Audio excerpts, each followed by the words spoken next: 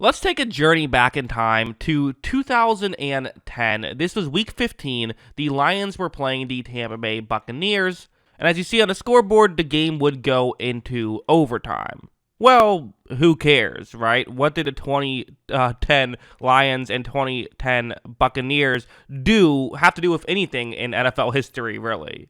Well, there was an especially bad play in this game, and for whatever reason, I don't know if it's been scrubbed from the internet or what, but I couldn't seem to find it anywhere. The best angle I could find was actually just like a fan-recorded video, so sorry about the poor quality here, but you see where it's actually Kellen Winslow Jr., who has gone on to do some pretty, or at least be accused of doing some terrible things, but, we're going to not pay attention to that right now and just talk about the football side of things, as it's, a one-on-one matchup, and watch what happens. Josh Freeman is going to take the snap. There's some separation for Winslow Jr., so as of right here, okay, the defender kind of engaged in some contact, and Winslow Jr. not necessarily going away from that contact. That's what happens. And then finally, it ends up getting caught for a touchdown, or so we thought. A rare example of the Detroit Lions actually getting the benefit of a bad call, and they would take advantage. Later on, a little bit later in the game, they would be in this situation with 40 seconds left, down 3 points, just on the outside of field goal range.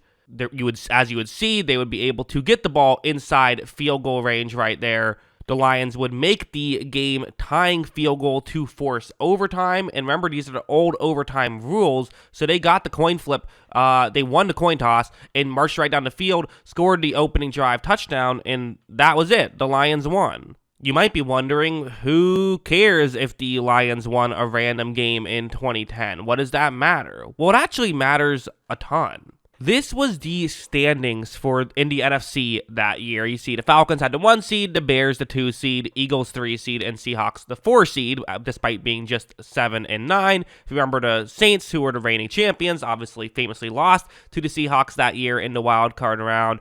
But then the number 6 seed was the Green Bay Packers, who had the tiebreaker over both the Giants and the Tampa Bay Buccaneers. Meaning, had Tampa Bay won that game, and mind you, this was just with a few weeks left in the season. This wasn't something that happened week 2 that, now you look back, and everything might have changed had that win happened. No, this happened very close to the end of the year. If the Buccaneers won that game and the rest stays intact, there's a very real chance the Packers do not make the playoffs. Of course, the Packers would then go on an incredible run as the 6th seed and end up as Super Bowl champions. You have to wonder, does that happen if the Tampa Bay Buccaneers win that game? The odds are it probably doesn't happen, and the odds are the Buccaneers would have won that game if it wasn't for that just atrocious missed call that the NFL themselves even said, yeah, we missed. I was curious, so I looked up the actual playoff chart and what happened in 2010, and I think it's interesting to think about what happens if Tampa Bay is in there instead of Green Bay. If Tampa Bay has 11 wins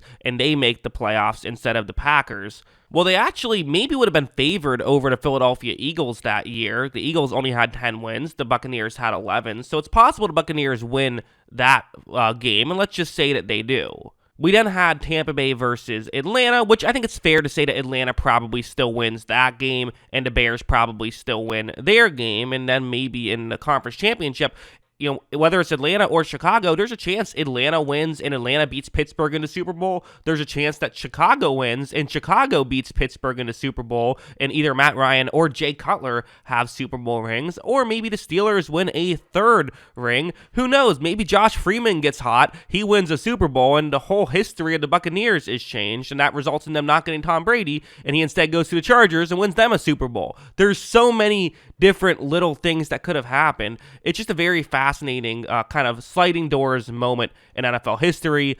Obviously, there's no asterisks on the Packers Super Bowl ring.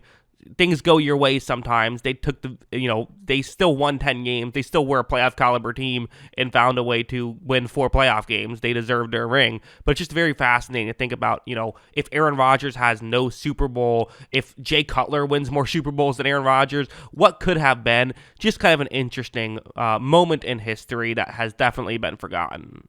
again, you could kind of go back and you could talk yourself into so many different outcomes happening. One thing I should also mention is a lot of people talk about this year as well with the, there was the Eagles miracle at the Meadowlands thing. People kind of bring that up as like, oh, well, if that didn't happen, then the Giants would have made the playoffs because they would have had one more win, meaning that would have knocked the Packers out.